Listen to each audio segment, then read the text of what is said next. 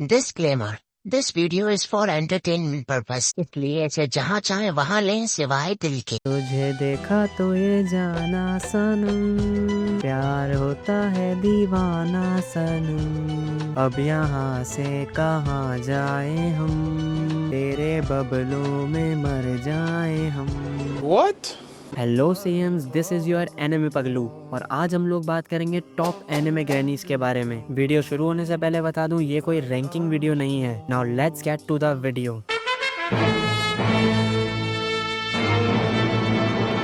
Number 7 पर हमारे पास है infamous butler of Zoldyck family Tsubone. The reason मैंने सुबोने को इस लिस्ट में इंक्लूड किया है because of her grand daughter.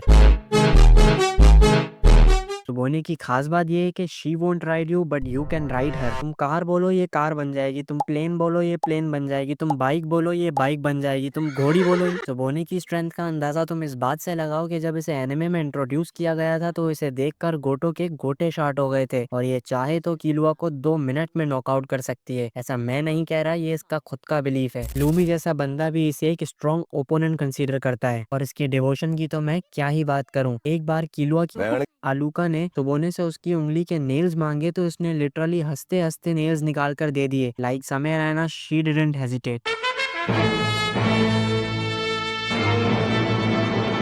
Number 6 पर जो है ना, इससे मुझे एज अ बॉय सबसे ज्यादा डर लगता है क्योंकि भाई लिटरली एक गोटे चुरा लेती है। And you know what shocking is, ये एक रियल लाइफ इंसिडेंट पर बेस्ड है। जापान में ह्यूगो में एक जगह है माउंट रोको, वहाँ के हाईवेज पर लोगों ने एक्चुअल में एक ग्रैनी को देखा है जो कि अचानक से कार के सामने आ जाती है और तकरीबन 100 किलोमीटर पर आवर की स्पीड से गाड़ियों का पीछा करती है, जिसकी वजह से काफी एक्सीडेंट्स भी हुए हैं और इसी रीजन से जापानीज टर्बो ग्रैनी को काफी हेट करते हैं। पर मेरा इसे हेट करने का रीजन सिर्फ ये है कि इसने ओकारुन के गोटे चुरा लिए थे। बॉयज विल एग्री कि हम अपने गोटों को कितने लाड और प्यार से रखते हैं। इसे गर्मी ना लगे इसलिए खुले शॉर्ट्स पहनते हैं, ये काले ना हो जाएं इसलिए इन्हें हमेशा धूप से बचा कर रखते हैं, पर ये फिर भी पता नहीं कैसे ना कैसे काले हो ही जाते हैं। अगर ये गलती से भी ऊपर नीचे हो जाए तो हम डिप्रेशन में चले जाते हैं और इस सब केयर टेकिंग को पता है क्या कहते हैं? सच्चा प्यार बहन के लौड़ा और क्या। अगर हम बात करें टर्बो ग्रैनी के पावर्स की तो ये 100 किलोमीटर पर आवर की स्पीड से भाग सकती है। ये टेलीफोन लाइंस के जरिए एक जगह से दूसरी जगह टेलीपोर्ट भी कर सकती है और अपनी पावर्स को एम्पलीफाई करने के लिए ये दूसरे स्पिरिट्स के साथ मर्ज भी हो सकती है। और आई डोंट थिंक मुझे अब इसके बारे में ज्यादा बात करनी चाहिए, क्या पता रात में आकर ये मेरे भी गोटे चुरा ले।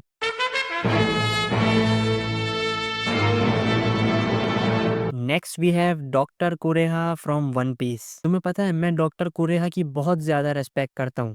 ऐसा इसलिए क्योंकि ये तब डॉक्टर बनी थी जब मेडिकल टेस्ट लीक होने की रस्म शुरू नहीं हुई थी, वरना आजकल तो सिंध में सितंबर के दौरान एमडी कैट का पर्चा leak. Because of her 140 plus age कुछ फैंस ये बिलीव करते हैं कि शायद किसी ऑपोपनोमी यूजर ने इन पर इटर्नल यूथ ऑपरेशन किया है। Well who knows, one piece में तो ऐसी बहुत सी चीजें हैं जिनके बारे में हमें ज्यादा कुछ पता नहीं है और इन्हीं में से एक है द विल ऑफ डी, जिसके बारे में डॉक्टर कुरेहा को काफी कुछ पता है। And she is one of the characters जिन्हें फॉर्मर किंग ऑफ पायरेट का रियल नेम पता था, जो कि गोल्ड डी रॉजर है, नॉट गोल्ड रॉजर। बात करें अगर इनकी मेडिकल स्किल्स की तो इन्होंने हमारी नामी स्वान को एक एक्सटेंट पैरासाइट डिजीज से बचाया था और ये उन कुछ चुनिंदा डॉक्टर्स में से हैं जिनके पास रिस्ट्रिक्टेड ड्रग NHC-10 यूज करने का लाइसेंस है। The which of drum island, जिसने हमारे टोनी टोनी चॉपर के लिए एक एडॉप्टिव मदर का रोल प्ले किया, इसके फैशन सेंस की तो मैं क्या ही बात करूं। मिडरिफ बेरिंग्स, नेवल पियर्सिंग, एक विश पर्सोना, मतलब एक परफेक्ट गोथ गर्ल मटेरियल।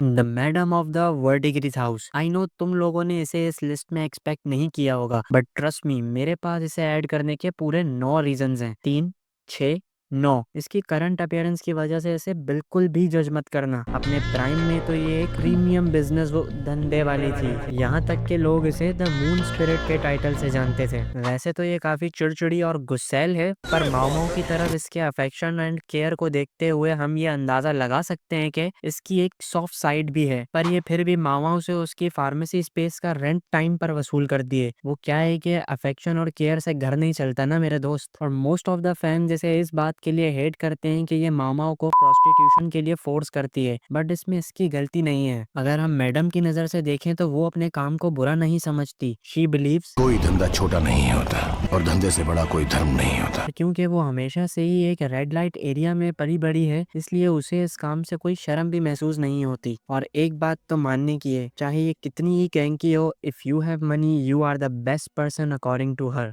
आई नो तुमने किस लिए इस वीडियो पर क्लिक किया है, तो बस थोड़ी देर अपनी ठरक को काबू में रखो, वो भी आने वाली है।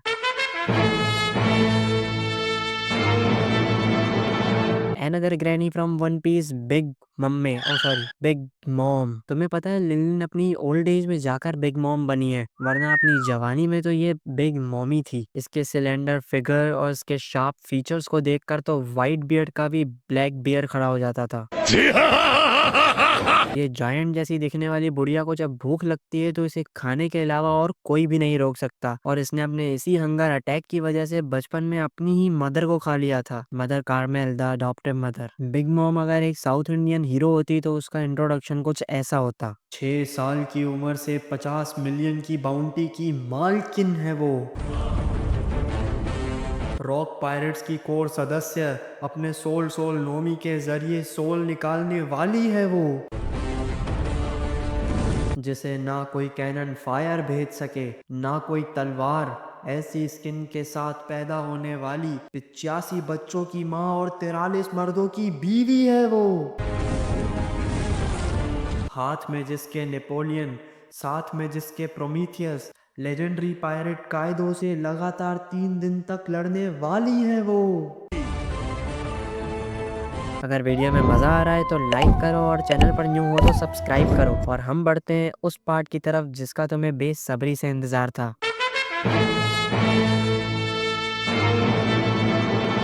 सोनाडे, दुनिया की सबसे बड़ी जुआरन जो कि जब भी सट्टा लगाती है तब जीत जाती है सामने वाली पार्टी। इस औरत ने एनिमे फैंस को 106 जैसे गैंग्स में डिवाइड कर दिया है। बाकी एनिमे के लिए ग्रैनीज का स्टैंडर्ड इतना हाई कर दिया है कि अब एनिमे फैंस को नॉर्मल ओल्ड ग्रैनी नहीं देखनी, उन्हें देखना है तो बस 106। जितना इसने हमारे ठरकी बाबा को मारा है उतना तो शायद पेन ने भी नहीं मारा था। Maybe I am wrong, लेकिन जो भी कहो मेरी सोना थी तो बचपन से ही talented. Except Kakashi, she was the youngest child to graduate from the academy in कोनोहा's हिस्ट्री। इताची फैंस तुम ट्रिगर मत होना, अगर तुम इताची के गेंजुत्सु से बाहर आओगे तो तुम्हें पता चलेगा कि इताची के अलावा भी कैरेक्टर्स हैं जिन्होंने काफी जल्दी ग्रेजुएट कर लिया था। हम मेरी सोना पर वापस आते हैं। सोनाडे ने काफी ज्यादा स्ट्रगल किया है। शी वॉज द वन जिसने मेडिकल निन सिस्टम स्टार्ट किया था और हर स्क्वाड में एक हीलर लाजमी हो ऐसा रूल भी इसी ने इस्टेब्लिश करवाया था। अब बात करते हैं कुछ फैक्ट्स के बारे में अबाउट सोनाडे। लेजेंडरी सानिन में सोनाडे की फिजिकल पावर सबसे ज्यादा है। सोनाडे इज द फर्स्ट होकागे जिसने 2 सक्सेसर्स विटनेस किए हैं। सोनाडे के इतने बड़े नेचुरल नहीं बल्कि इसके पीछे किसी रोग निंजा का हाथ है। तीनों लेजेंडरी सानिन में से सोनाडे की समनिंग एबिलिटी सबसे बेस्ट है। लाइक ब्रो लेडी कात्सुया 1000 क्लोन्स में स्प्लिट हो सकती है, जिसके जरिए वो एनिमीज से इंटेल हासिल कर सकती है, लोगों को हील कर सकती है और यहाँ तक कि सोनाडे का चाकरा तक लोगों में ट्रांसफर कर सकती है। अब तक मैंने जिस भी ग्रैनी के बारे में बात की वो अपने बुढ़ापे में कुछ ऐसी दिखती हैं। अब तुम लोग कहोगे कि भाई सोनाडे तो माल दिखती है, तो भाई सोनाडे ट्रांसफॉर्मेशन जुत्सु की वजह से अच्छी दिखती है। अगर उसका चाकरा डिप्लीट हो जाए तो वो वापस अपने 50s-60s वाली फॉर्म में आ जाएगी। बट अनलाइक हर, सेको आया से बिना किसी जुत्सु के